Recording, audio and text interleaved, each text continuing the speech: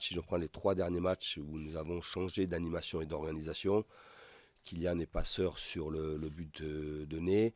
Léo et Kylian ont été très performants à Ajaccio. Et sur le dernier match, les 3 ont été très performants, à la fois en termes d'efficacité, mais en termes de qualité de jeu et en termes d'association.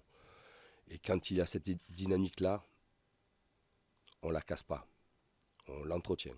Mais il y a des discussions avec, évidemment, mon staff médical, qui a fait un excellent travail ces dernières semaines, avec le service performance, de voir dans quel état de forme les uns et les autres se trouvent. Ils vont bien. Après, il y a la réalité du match. On a l'obligation de l'emporter contre 3, c'est comme ça.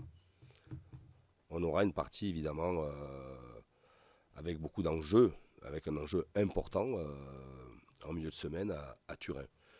Mais je le répète encore une fois, quand il y a cette dynamique et qu'il y a cette osmose entre les uns et les autres, ça s'entretient, ça ne se casse pas. Sergio, Kim et Marquis, on s'aperçoit que Sergio a fait quasiment l'intégralité de sa carrière en jouant axe gauche.